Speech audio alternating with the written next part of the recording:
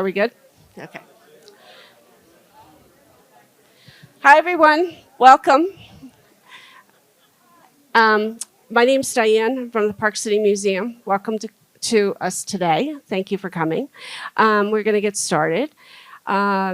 So I'm going to introduce Darren Parry, who some of you have met and some of you have not met. But Darren is the former chairman of the Northwestern Band of the Shoshone Nation. Darren serves on the board of directors for the Utah Humanities and the PBS Utah. He attended the University of Utah, Weber State University, and received his bachelor's degree in education. In 2024, he received an honorary PhD in education from Utah State University. Darren is the author of the Bear River Massacre, a Shoshone History, and teaches in the Environmental Humanities department at the University of Utah. He also has a new book out, and that is what is up on the screen today. Almost. In another month. It's coming out, but we want you to know what's coming up. So, let's see. He lectures around the country on Native American issues surrounding history and indigenous views related to the sustainability. He recently gave a lecture at the University of Copenhagen and spoke about the indigenous views to climate and environment. His passions in life are his wife, Melody, 7 children, and 17 grandchildren. Oh, yeah. His other passion is his tribal family. He wants to make sure that those that have gone before him are not forgotten. So without that, I'm going to introduce Darren and let him have a talk. There will be no PowerPoint tonight. It's just a talk. So just so you know. Okay, here we go. I'm mic'd up. I know you were so disappointed, no pictures. But Shoshones are storytellers. And I made the mistake of showing pictures once. And as soon as I changed the slide, everybody looked at the slide and quit looking at me. And I thought, I will never do a PowerPoint again. Because in my culture, every word's important. And I want your full attention to every word. And so, sorry. In the beginning of time, the Creator made the mountains. They stood as sentinels of the earth, their peaks sometimes piercing the heavens. One day, the mountains held a grand council, and their voices could be heard in the thunder. From the tallest peak to the shortest hill, every mountain spoke and shared their wisdom and their vision. They discussed the creation of the world, and they considered every detail. They decided their first act would be to create the rocks and the stones, from the smallest pebble to the most magnificent boulder.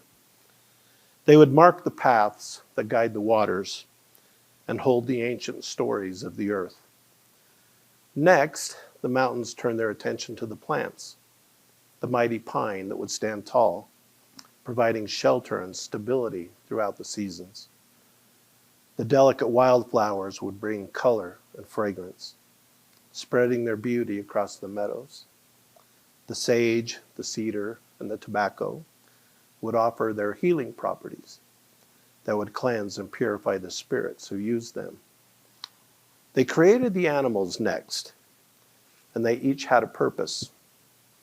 The great eagle, with its keen eyesight, would soar high above the sky and watch over the land, and speak to the Creator when needed.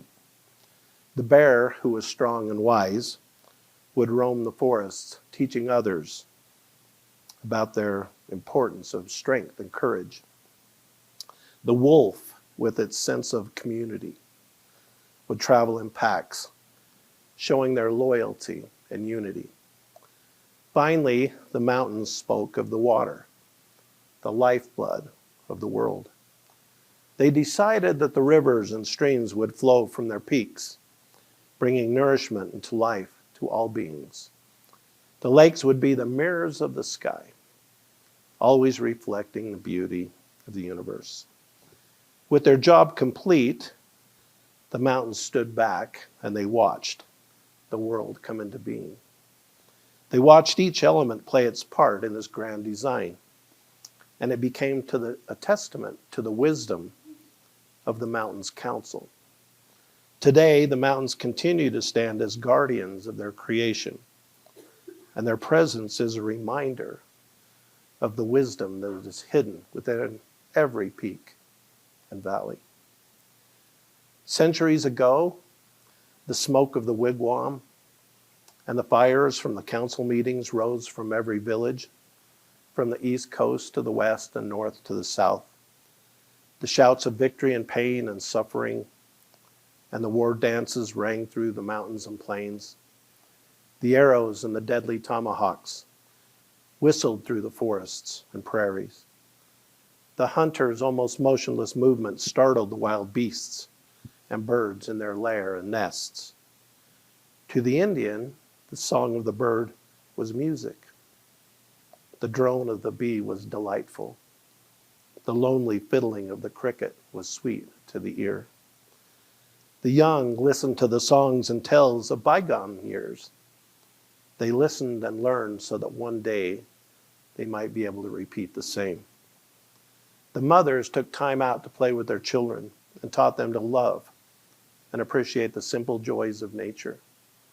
The aged sat down with only memories of hunting and killing, and feasting and starving and worshiping. They will soon be at peace and rest in the fairer rains where the Great Spirit dwells, far beyond the sunset in the great western sky. Braver men never lived than the red man. Truer men never walked this land, and truer men never drew the bow and the arrow. They had courage and fortitude and perseverance far beyond most in the human race. They shrank from no danger. They feared no hardship. Fear, danger, and death were daily companions. They forgave not injury, neither did they forget kindness. They believed that love and hate stopped not at the grave, but was carried into the life of the setting sun. The Indian never quarreled about religion. They were taught to love one another and to be united in all things, to be thankful for the favors they received. They dare not pluck a flower or twig or herb or fruit unless they ask permission from the Great Spirit through prayer. Little by little, though, the Indian is vanishing into a society that you call civilization. He is trying to forget the wrongs done to him and his forefathers. He is trying to forget that once his forefathers had stewardship over this great land, and that their seat extended from the rising sun to the setting sun. In memory, he can only recall the hunting of the bison, the deer, and other animals and fowls, that these creatures were made for him by the Great Spirit. He can remember that Mother Earth was created to produce corn and plants for his use. He must try and forget the day when the men crossed the great blue waters and landed upon this land. He must remember that his forefathers were friends to these new people, not enemies. He must remember that he gave them a small seat because we took pity on the strangers who were running away from religious persecution. He must remember that his forefathers gave them corn and meat. He must forget in return for his kindness, he was given poison. He must remember the strangers calling him brother, and must remember that they only wanted a larger seat. They wanted more land. They wanted the whole country. The Indian must remember that disputes about hunting grounds were generally settled without the shedding of much blood. He must forget the time his eyes were opened and made uneasy when Indians were hired to fight against other Indians, and many of his people were destroyed. He can only recall with great sadness when the pony soldiers gave his people warm blankets used by white soldiers that had had smallpox, and thousands of Indians died. It brings stinging tears to my eyes when I recall the March of Tears from Florida to Oklahoma. We must try and forget the wrongs done to us and strive for better things. The Indian must never forget our teachings about the Great Spirit The Indian has scarcely a place to spread his blanket, scarcely a place to pitch his teepee. He cannot roam and rove at will anymore. The Indian has been forced to leave his home, leaving behind the ashes of his native hearth. No longer does he see the smoke curl around the wigwam. No longer does he stalk the deer and the buffalo. No longer does he creep upon the fowls. No longer does he go up and down the streams looking for fish. Now he is told that he has to have a license. No longer is his chant heard at night. No longer are loud wails heard at death. He must express himself in a different manner. He has to wear shoes on his feet, feet that would rather roam in soft skins. He must cut his hair because that is the way of the civilized man. He must wear his clothing even though his body cries for less clothing. He must eat food that makes his teeth soft. He is changing slowly. He is watching and waiting to see the effects of civilization upon men. Will civilization make them truer men? Stronger men? Or men who get along with other men from across the great waters? The Indians are willing that their sons serve this new country so that peace may reign. The Indian is moving with a slow step, moving with an uneasy step, but before long, he will catch the pace of the white man and move as fast as he does. But first of all, the Indian must erase the deep resentments and the painful recollections that are a distraction to him. Only in memory can he see the deserted villages and cast a glance upon the graves of his forefathers and fathers. He sheds no tears. He utters no cries or groans. There is sadness in his heart that surpasses speech. He is looking forward and going onward. But never for a moment will he forget that he is an Indian. A proud race, a race born with a spirit that cannot be enslaved. Although his ways may change, his looks and his thoughts will always be that of an Indian. As a Native American leader, I am thankful for the teachings of my people. The mountains where you live today are sacred. They carry within their peaks and valleys the substance needed for life. From the water running down into the streams, into our valleys, to the plants that were used as food and medicine. Slow down. Listen and ponder the lessons that are being taught. There is a great natural order to the universe, of which man is an integral part. We have been endowed with the ability to observe, learn, and imitate this order. My people have always believed that the earth and all of its creations came into being by the Great Spirit as the designer and creator. The Great Spirit put into place finely tuned systems, cycles, and parameters that would always sustain life. To my people, the land has always belonged to our Creator.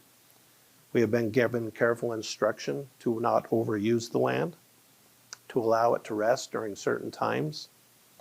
The Creator expects us to sustainably manage the resources that we have. We have been instructed to leave an inheritance for those yet to come. This is the lesson I learned at the side of a grandmother. It's what we call reciprocity. The Native American people who lived on this land long before the arrival of Europeans had a deep understanding of the interconnectedness of all living things, and they lived in balance with the natural world. They honored the spirits of the earth and the sky and the water, and they recognized the vital role that each played in sustaining life. But then everything changed. With the arrival of colonizers came a wave of destruction, devastation, and despair. The land was taken from native peoples, their sacred sites destroyed or desecrated, their culture and traditions suppressed or banned. Yet, in spite of all this, we have endured. We have fought to maintain our identity and our connection to the land, and we continue to do so today. We have a deep sense of resiliency and a strong sense of community that has helped us survive even in the face of immense hardships. As a Native American man, I carry the weight of my ancestors' struggles with me every day, but I also carry their wisdom and their strength. And I am proud to be part of a people who have fought so hard to protect their way of life, to ensure that their voices are heard and never forgotten. Native people have always possessed a profound spiritual kinship with nature. Pre-Columbus America was still our first Eden. Native peoples were transparent in this ecosphere. When Columbus and others entered this continent, it bore marks of thousands of years of human habitation and activity. As they moved inland, they continued to encounter settlements and agricultural landscapes.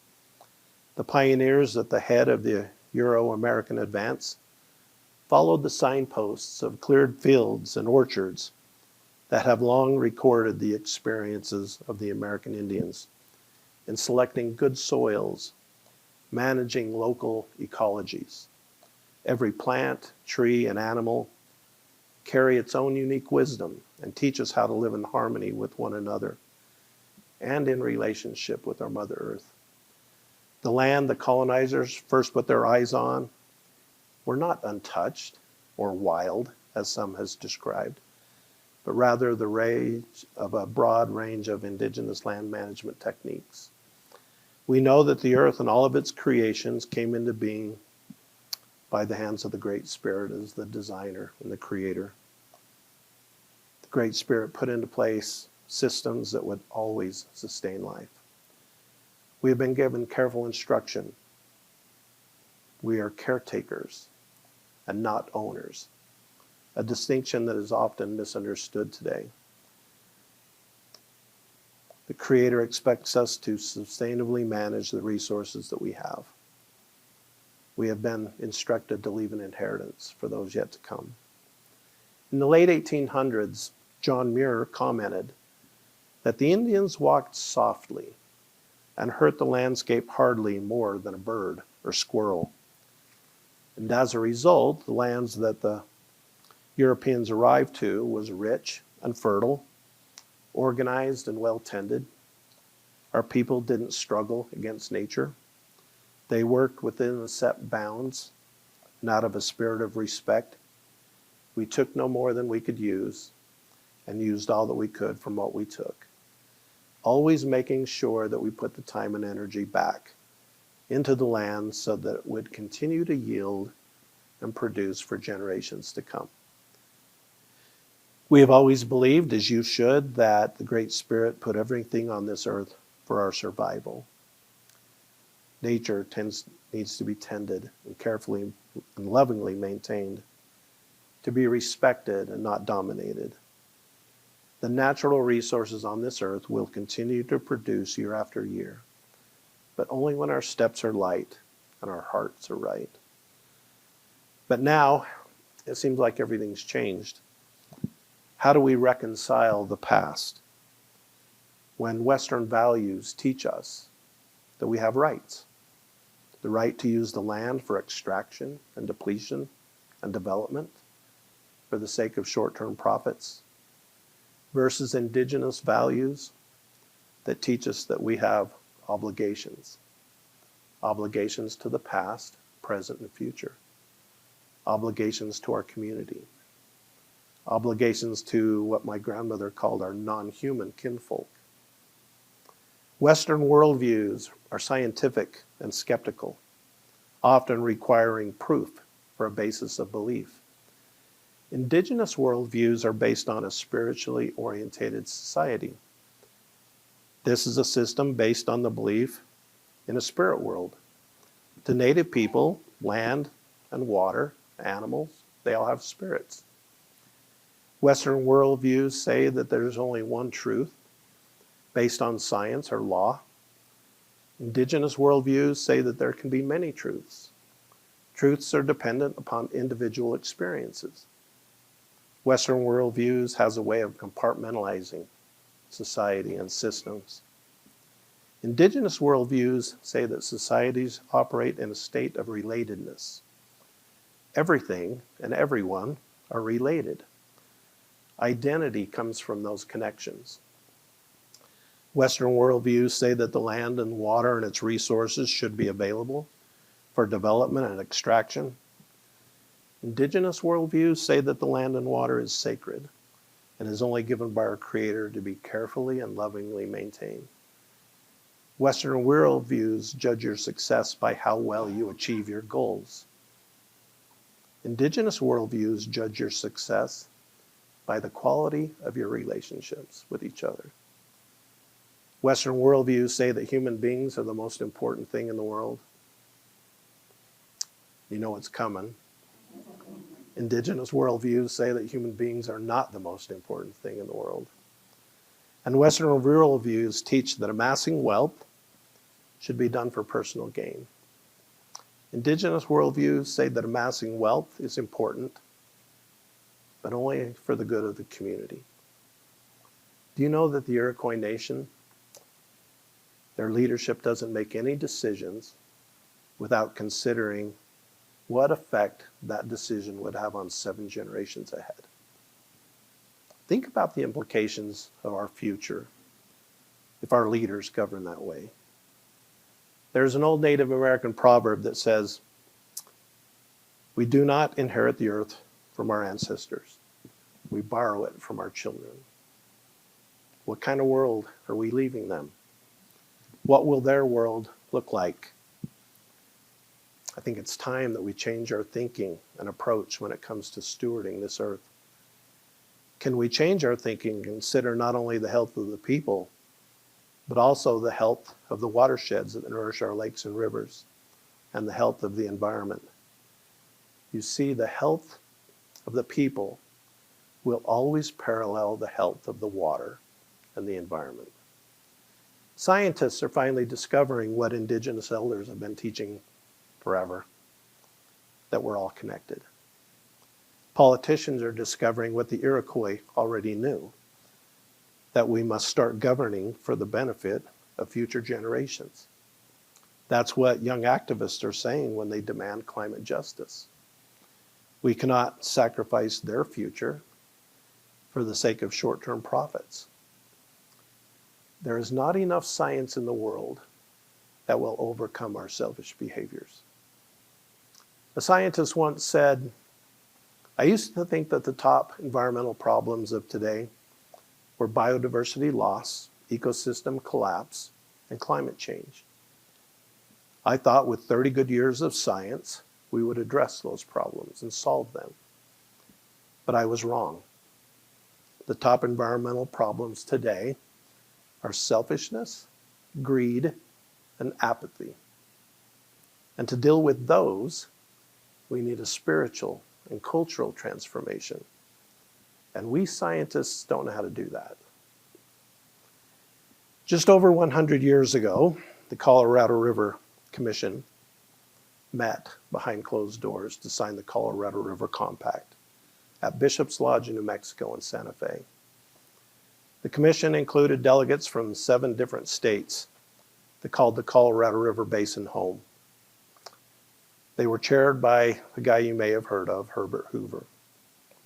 It was a celebrated event. Never mind that when they concluded that they gave away twice as much water, it was actually there. Do you know who wasn't there? The 30 federally recognized tribes that call the Colorado River Basin home. What if they had been there? I think we know the answer. You see, Manifest Destiny was never about land in the West. It was always about water. Land without water rights in the West is useless. First in time, first in right became the call of the land, unless you are Native American. What if tribes had been invited to the table? Would things be different? Would the Colorado River and many other waterways be in the extreme crisis they're in today if they were co-managed by Indigenous people? This indigenous wisdom has been developed over thousands of years through observation, experience, and deep connections to the natural world. They use a holistic approach that recognizes the interconnectedness of all living things, and they emphasize the importance of balance and harmony in the world. Indigenous knowledge provide insights into sustainable land management practices, biodiversity conservation. Do you know 80% of the biodiversity that exists in the world today are managed by indigenous peoples? And the relationship between humans and our non-human kinfolk. Science, on the other hand, is based on methods and observations and experiments and analysis. Science provides us with a wealth of knowledge that has improved our lives in many ways. Science helps us understand the process that governs the natural world. But I would make the argument that we're in the predicament we're in today because of science and innovations to extract more and more and more for more people. Now it seems like our only solution to the problem is to include more science. Am I the only one that thinks that's crazy? But there's one thing science can't do, and it's the elephant in the room. The politicians down in Salt Lake don't like to talk about, and that's climate change. Climate change is already having a significant impact on the planet, and it will continue to do so in our future. We are already seeing rising sea levels, which will cause devastating floods that will displace millions of people. We will see more extreme weather events, severe heat waves, droughts, hurricanes, wildfires. It will cause changes in agricultural productivity. It will become more difficult to grow crops, which will lead to food shortages and higher prices. We will see greater biodiversity loss, which will contribute to the extinction of many species and animals and plants. And climate change will have a significant impact on human health. What we do in the next decade will define us. Not doing anything is not an option. It's crucial that individuals and governments and business take action to reduce greenhouse gas emissions and limit impacts of climate change.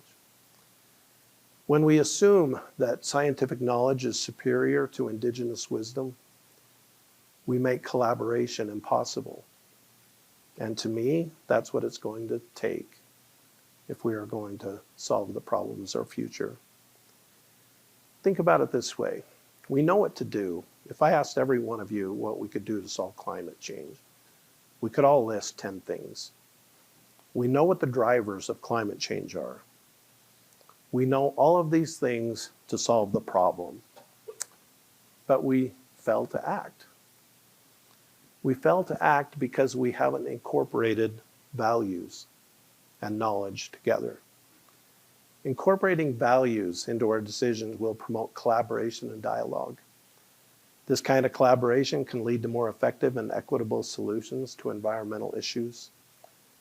Incorporating values can inform policy decisions by considering the ethical and cultural and social implications of environmental actions.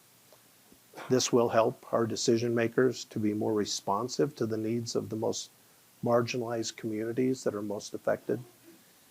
Incorporating values will raise public awareness for environmental issues and importance. It will help us become more engaged and informed. Incorporating values will require all of us to use what I call the seventh direction, the direction within all of us, and let that be your guide. I believe we're in the midst of a massive paradigm shift. Now is the time to braid together indigenous knowledges and values about our stewardship with cutting-edge science to create watershed institutions and create policy to steward our water and our environment and our climate for future generations. This will require a collaborative approach that recognizes the importance of both systems. As a Native American man, I get pretty frustrated sometimes about not having a seat at the table. About the Great Salt Lake, about other things. I often speak about the need to have a seat at the table. But let me be clear about something.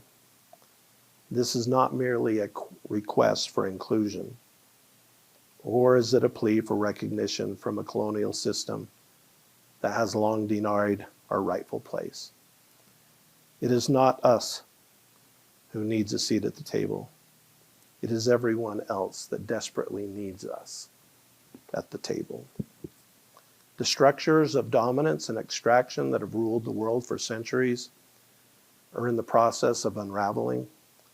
These systems, grounded in growth at all costs and the relentless pursuit of profit, have brought us to what I think the edge of the abyss. They threaten to take away the very life of the earth. And yet this death need not be mourned. It is the devastation they carry with them that demands our attention. We must understand that the wisdom we carry, wisdom that has been passed down for generations, is not an optional voice in the conversation. It is not a peripheral perspective to be added if there's room. It is instead one of the few remaining pathways that can help us rebuild a world that puts life in all its forms at the center. We, the indigenous peoples of this land, have always known the importance of restraint, respect, reciprocity, and reverence. These are not just values. They are the very principles that allows life to thrive in harmony with the natural world. They are the antidote to the extractive and growth-obsessed mindset that is leading us today. In this moment of crisis, our wisdom is not something we offer as a gift of charity. It is not an act of supplication to a colonial system that still, in many ways, seeks to dominate us. It is a recognition of what is necessary for the survival of the world as we know it. The time has come for all of us to understand that the inclusion of indigenous ways of thinking and being is the conversation of our time. And it's not something colonial America has the right to grant. It is something society must humbly receive as a gift, not as an entitlement. This wisdom, rooted in deep relationships with the earth and all its inhabitants, is more than just a remedy for the issues that we face today. It's the foundation of rebuilding something that holds life in its proper place. The systems of power built on exploitation and extraction are not sustainable. And the sooner we recognize that, the sooner we can begin building and reimagining what indigenous wisdom has to offer us, and a way to move forward, a way to step away from the belief that more, always more, is the answer to the problems. Society, in its rush to progress, has lost sight of this essential truth. We have seen the destruction that comes from ignoring the wisdom of balance and the need for respect between all beings. Our elders have known for millennia that life is a web of interconnectedness, and the well-being of one part of the web affects the well-being of all. It is this wisdom and this way of thinking that puts life at the center. And that is tragically missing from our system of education and our government and our economies. In the spirit of humility, we must acknowledge that the arrival of indigenous wisdom in these spaces is not an act of submission, or it is something that can be granted by a colonial power. It is an immeasurable gift, one that must be received with respect and gratitude. For too long, our voices have been silenced or ignored. But now, as the structure itself is beginning to crumble, the time has come for those who have been oppressed to stand up and share the teachings that can lead to a more sustainable and harmonious future. So when I say Native Americans need a seat at the table, what I mean is that we have the knowledge, the teachings, and the wisdom that is essential for the survival of the world. We must no longer ask for permission to share what we know. We must be at the table because our presence there is necessary. And it is a gift we offer all of humanity. It is not a request for inclusion. It's not a recognition of what is required to ensure that life continues on this earth. The wisdom of Indigenous people is not just a voice to be heard, but a solution to the crisis that threatens to consume us all. You see, we carry the teachings of our ancestors, not as relics of the past, but as a blueprint for the future, a future that embraces balance, community, and compassion. Thank you very much for having me.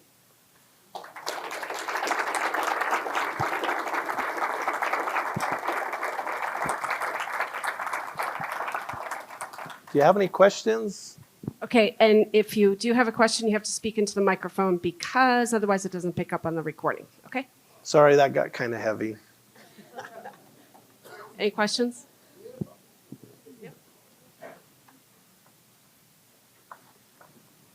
How is your project up there on rejuvenating was there before the Army took care of you guys? Beat you down. So in 2018, we purchased all of the Bear River Massacre site, 700 acres.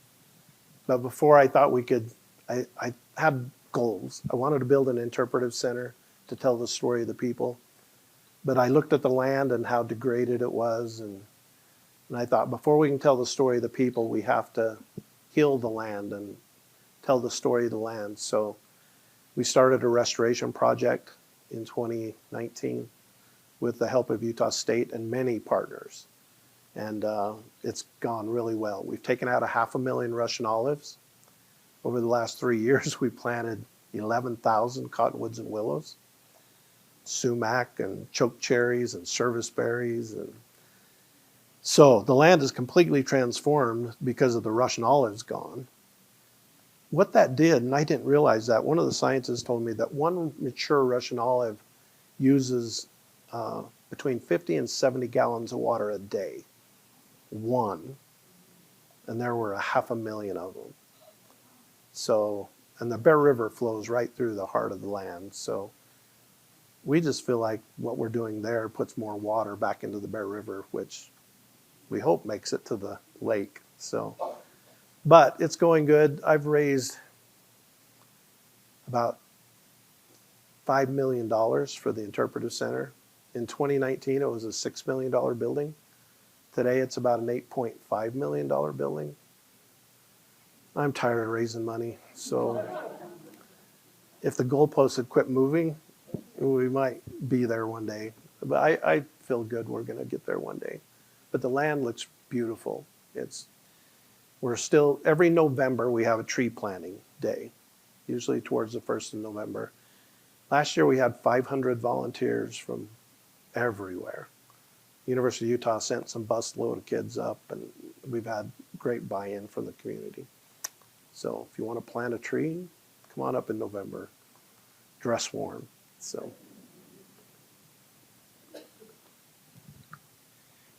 Thank you so much for an amazing presentation, Mr. Parry.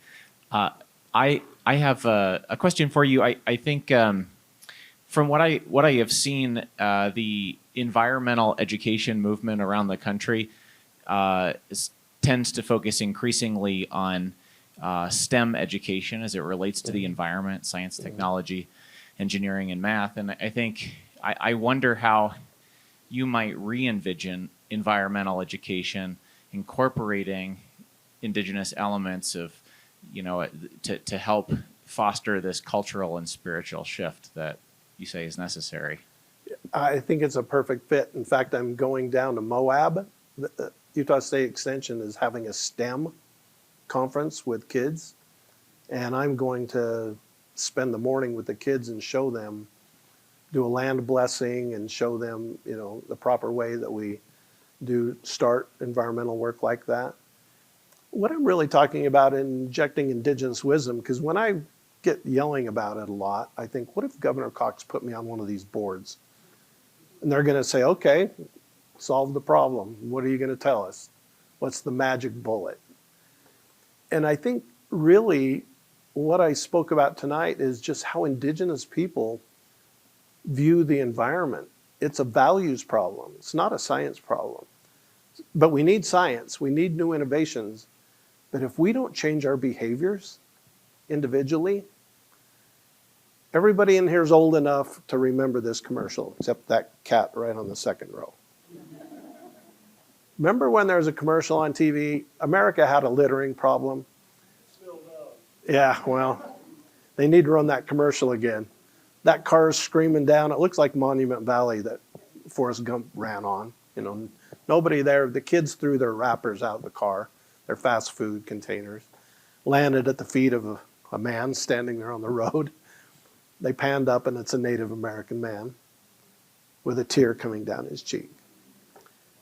So I thought, wow, that's pretty powerful. But then I was in a dentist office with one of my kids, and I read a Time magazine article that said it immediately decreased littering on the highways by like 80%. And I thought, one commercial that didn't say one word. And that's why I think to solve some of these things, we need STEM. We need that science and innovation. We need smart people innovating. But we also need art and poetry and music, because those things teach us here. When we learn here, we change. We all know what causes climate change here, and we don't do it. I mean, we make an effort. Some of us do, but we don't change, because changing takes place in your heart. And that's why the arts and poetry and music and storytelling, that's why those things are so important, I think, in this whole conversation. So what I want to do, I would love to work with STEM kids, but teach them value systems that go along with it. That we can have these science and innovation things, but we can science all day long, and it's not going to solve the problem at the end of the day if we choose not to change behavior. I think that's the easiest way to solve the problem, is change behavior.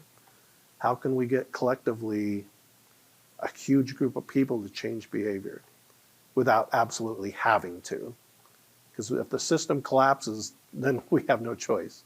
We're going to have to do things different. So it's just a value system. And I want to show the kids just from a humble point of view, and how natives looked at the land through, we don't look at it as my grandmother always taught me land is not something that to be extracted, or it's not a commodity. Look at land as a relative, and not the cousin we all hate. We all have those. But what if we looked at the land as a relative that we love? When the land is sick, we sit with it and care for it and nurture it. That reciprocity, give and take. And so we don't view land that way.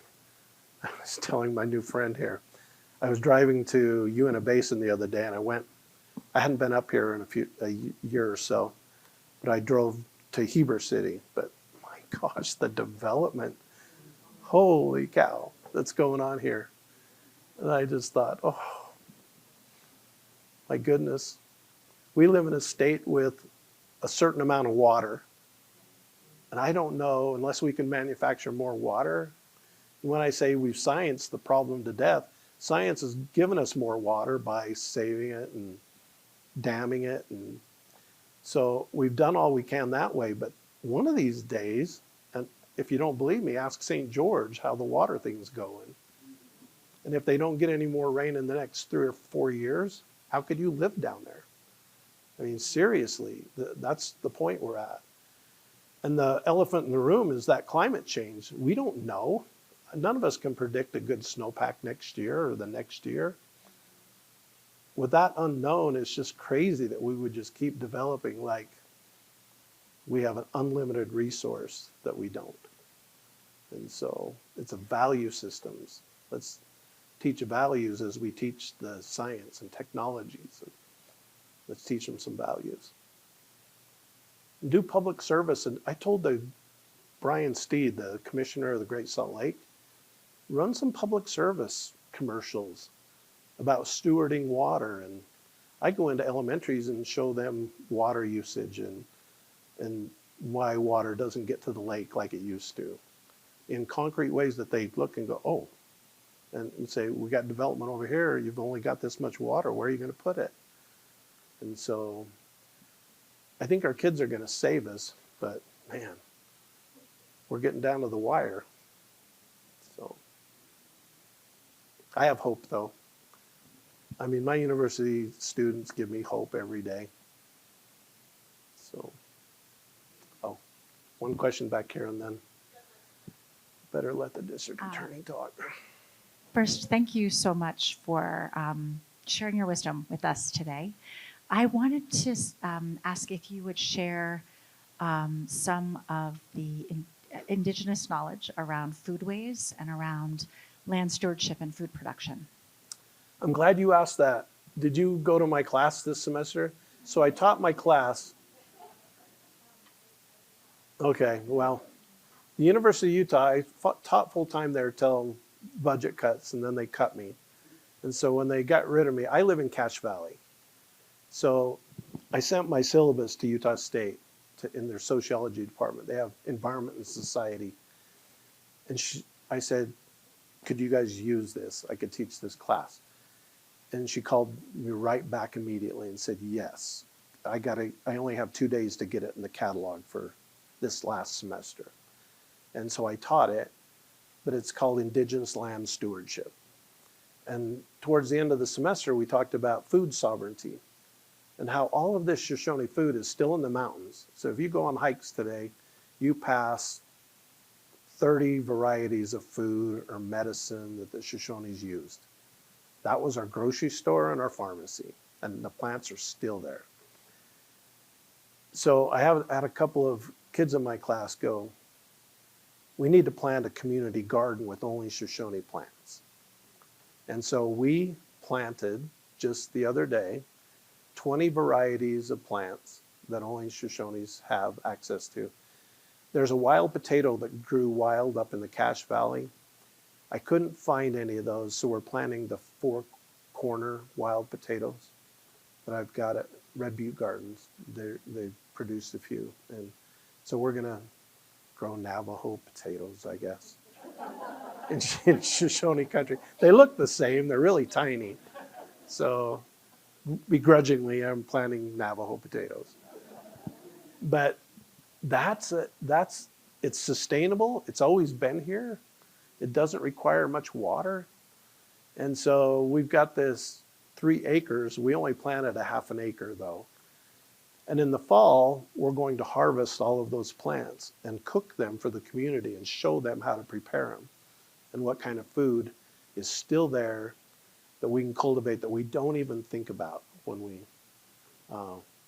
talk about food securities and things like that. So I think that's the next big thing. And this is a really shameless plug, but I started a nonprofit last year called Bichu Nanua.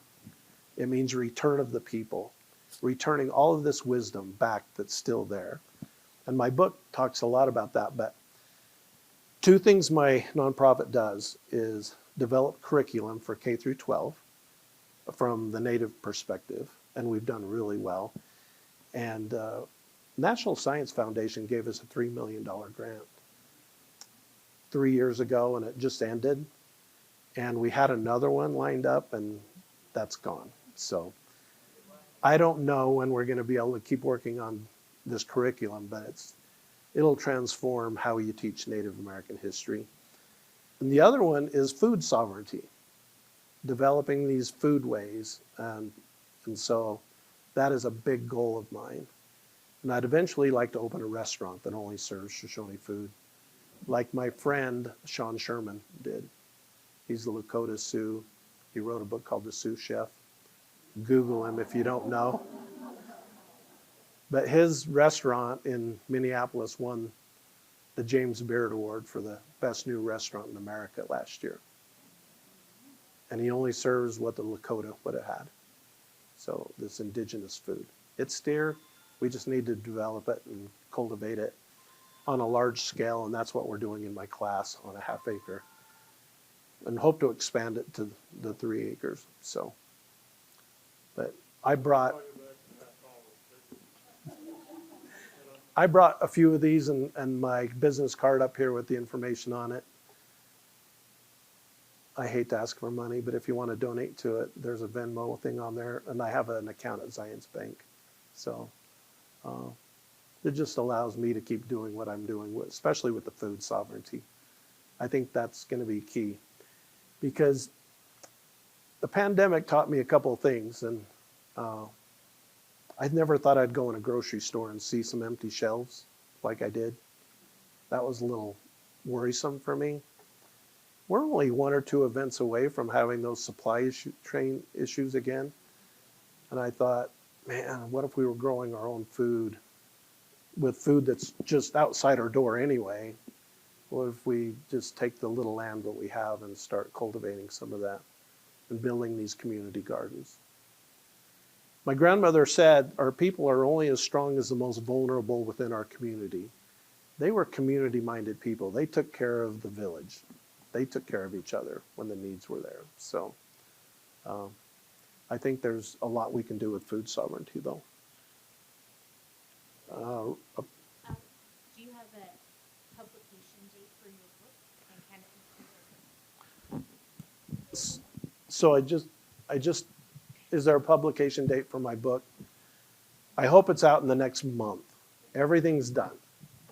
I just approved that cover. Oh, I went through 1,000 covers, and AI is no damn good. Just let me tell you that. Darren? But I hired a girl to do it. That was the very first one she sent me. And then I looked at 10,000 more after, and I still went back to that. So that infinity circle, everything's a circle to us.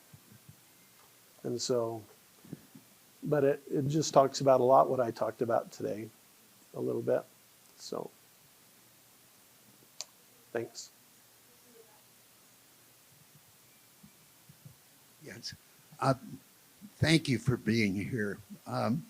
What is your reaction to Elon Musk thinking we're going to colonize Mars because the Earth is running out of resources? Yeah, I don't know. I don't have a comment on that.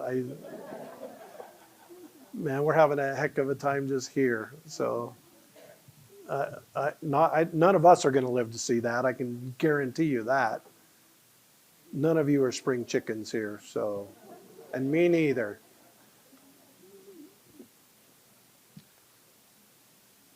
I think you ought to spend a little more money on just communities and community engagement. And there's a lot can be done in our individual communities. Turn the damn news off and go help each other. Mr. Parry, Yeah. so grateful for you for being here. I've spent my career working in the climate space, particularly the climate tech space. And for me, that's been trying to enact change from within. I find myself sitting here today feeling really disillusioned about the prospects of doing that in a system which has the wrong values. As a non-native person, I'm wondering if you have any guidance for how I can receive indigenous wisdom without misappropriating it, to have more impact. That's a great question. The good thing is there's a lot of good indigenous authors out there now that are starting to tackle this, that you can just start reading about and learning from. And look, I don't think anything you would do I would never say you would be appropriating. It's what is in your heart. I don't care what you do or what you wear. I could give a crap about that, but I care about how you feel. That is way more important than anything else. You want to wear feathers, go knock yourself out. But I think there's some good Indigenous authors out there that are really tackling it, some gently and some not so gentle. You know, Robin Wall Kimmerer's book, that should be everybody's Bible as far as how we look at the world and how we look at things. That was my textbook for my class. And so, and then there's others that are way more angry about it. And so you can find your niche and where you're at, but just be humble about it and want to learn, and I think you'll be fine. I wouldn't worry about any appropriating at all. So, and thank you for your work you do. That's heavy work.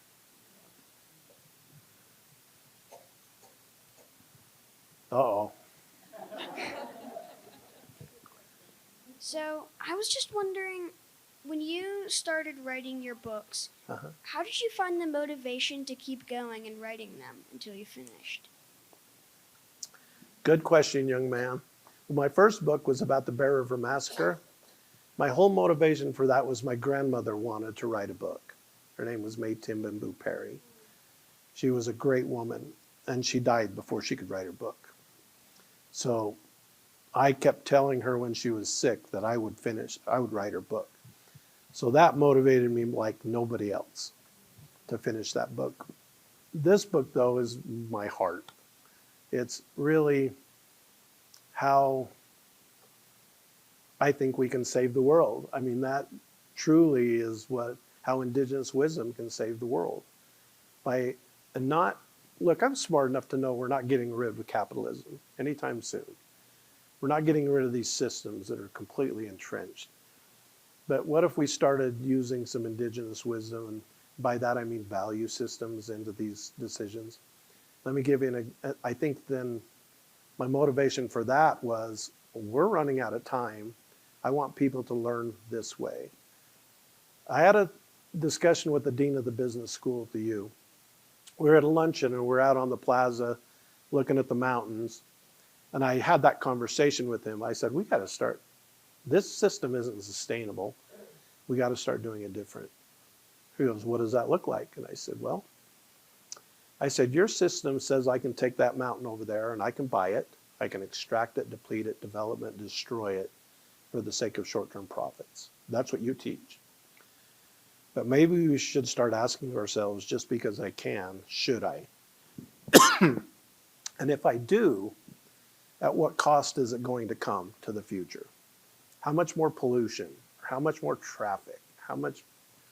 There's a million things that we don't put a cost on today when it comes to development. Let's put a cost on how much air pollution it's going to create over the next 20 years. Put a dollar cost on how much lumber it's going to require. Those trees are no longer going to sequester, carbon. How much water is going to be required? How much more traffic? If we started putting a dollar cost on those and then taking it to the bank for a loan, maybe that development isn't such a good idea. And I'm not anti-development. I still think we need development. But I'm anti-wrong development. And stuff to just build is crazy to me. We got to be smarter about how we do it, and strategic, especially with the water crisis, which I think is going to be huge. I think the lake's going to go dry, the Great Salt Lake. They refuse to make the kind of decisions that make the big users hurt in any way. The farmers, I live by a lot of farmers where I live in Avon, the south end of Cache Valley, all alfalfa farmers. It's the most beautiful place in the world. But not one of them has had to change their watering practices in the last 5 years. That tells me we're throwing money at it, but we're not making anybody tighten their belt. And it's going to require all of us a little sacrifice, maybe higher water prices, I don't know. But something that requires sacrifice. And I haven't seen that yet. And so I'm usually full of hope, but I'm not so full of hope there, because most of the legislature are farmers or developers. So I think it's going to be status quo until it's too late.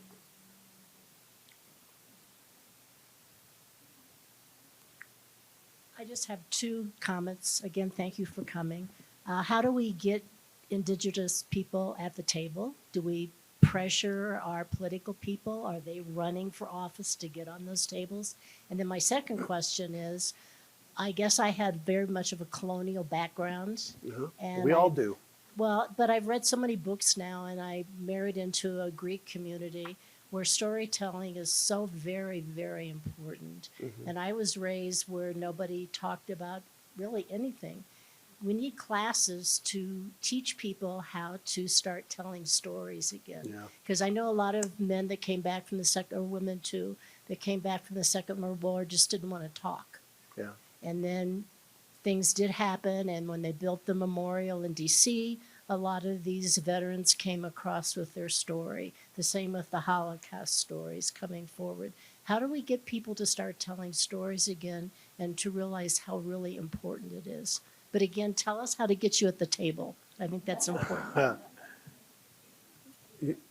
Yeah, I don't know, other than talk to your representatives and say, in fact, I've had people at conferences and the governor's been up speaking and say, how come you have no Indigenous representation?